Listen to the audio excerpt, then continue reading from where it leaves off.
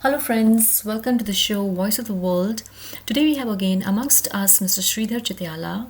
He is globally recognized leader in financial services industry, having held senior executive leadership roles at JP Morgan Chase, Citi Wachovia, Wells Fargo, Tectron, National Australia Bank, and Commonwealth Bank Australia. He is an investor, board member, and advisor to fintech firms that focus on product innovation and also to the private equity, venture capital, and asset management firms making strategic investments in emerging technologies and financial services. Thanks again for giving us your time, Mr. Sridhar, on your own very show on Voice of the World. So, today we would like to talk about the World Health Organization and regarding the pandemic that we all are in the middle of. So we know of WHO as a branch of United Nations which works on the public health sector, and there are multiple countries in the world who are partner countries, member countries to WHO. It has worked on multiple health related issues in the past, including malaria, AIDS, smallpox, polio, tuberculosis, etc. But in current scenario with such an unexpected pandemic, how do you think who has played a role it was supposed to play at an international platform in such emergent situation? Especially given the fact that now there's a huge uproar regarding the authenticity and America, pulling out of WHO, and even other countries kind of raising, flags, red flags as to how is WHO handling it? Is it serving its true purpose? World Health Organization has been coveting controversy for quite some time. In the last report, WHO was critiqued for being too political, too bureaucratic, too slow to adapt, and medical staff were more focused on finding medical solution to social and economic problems, casting away the precious money that it collects by way of donations and contributions, of which United States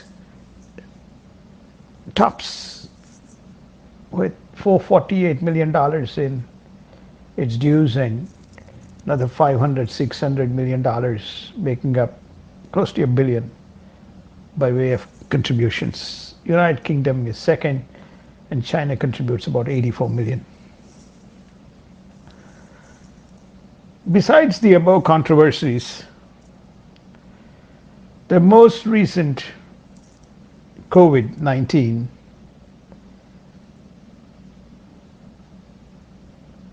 has further ruptured the trust that many member countries have in WHO.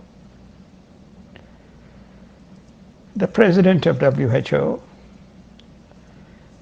Mr. Tedros, was seen sitting with the Chinese president in January and talking about how well China has managed the COVID situation. Lo and behold, only a month later, the world got into the grip of this pandemic and it began to spread.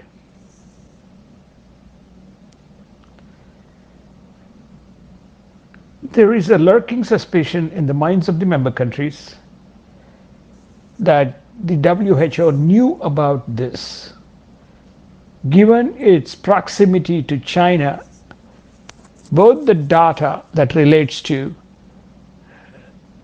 COVID and the magnitude of the damage that it was unleashing in Wuhan. It had failed to share to the world, probably at the behest of China, and this is where these political compromise controversy flares up. Italy became the largest rapid victim of contracting this. Japan, Korea, and Singapore, which had vast number of tourists and visitors coinciding with the Chinese holiday, also witnessed the spurt.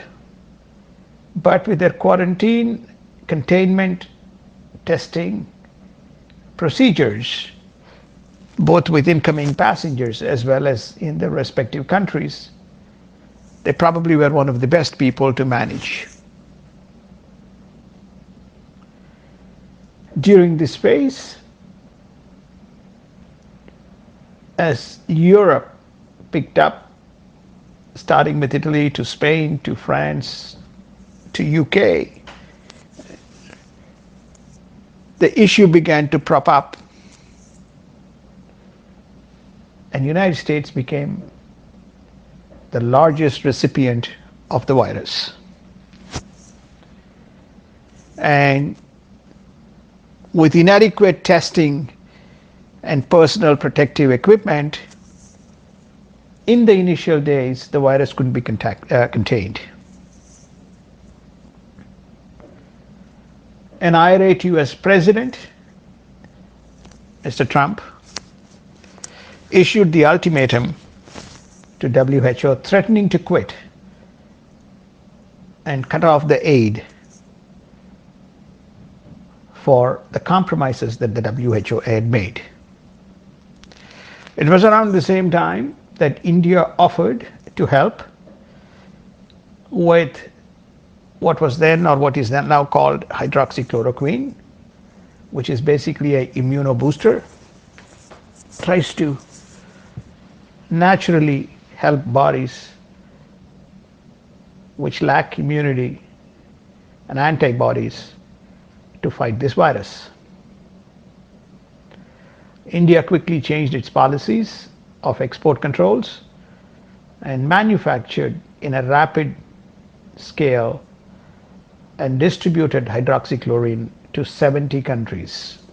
And many countries stood up and thanked India for this. This is something that the WHO ought to have done.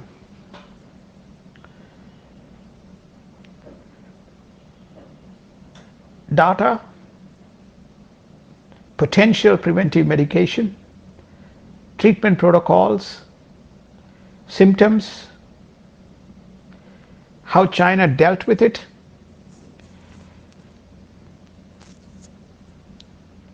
was missing or absent. Then, as many countries began to commence their trials, including India,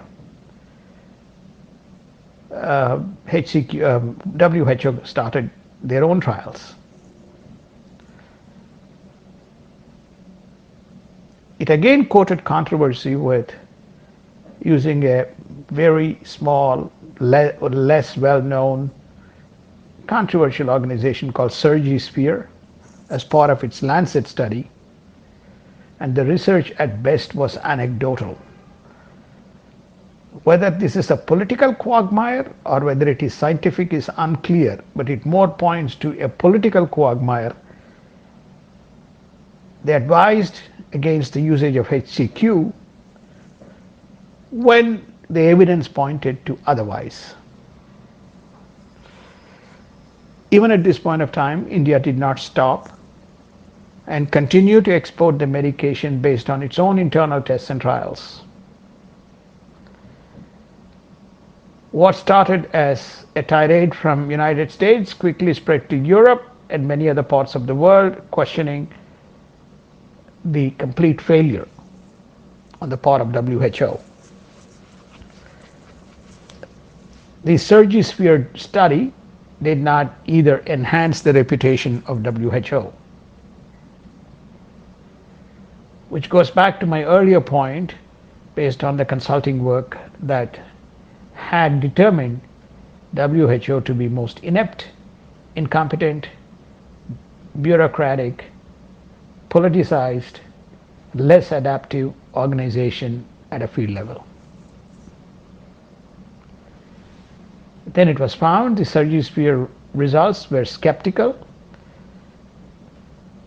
unclear where the data, field trials for the data was sourced from, and quickly HCQ position was changed by WHO, and they said that treatment can resume or usage can resume.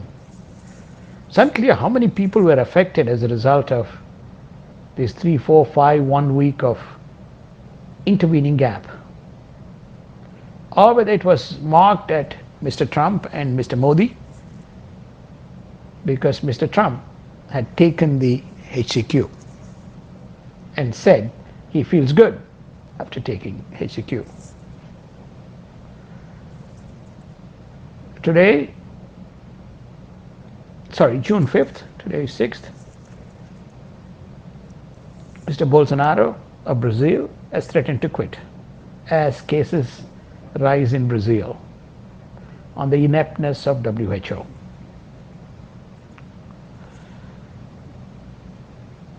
So it begs the question, how many of these UN organizations are compromised and how much have succumbed to the political, money and other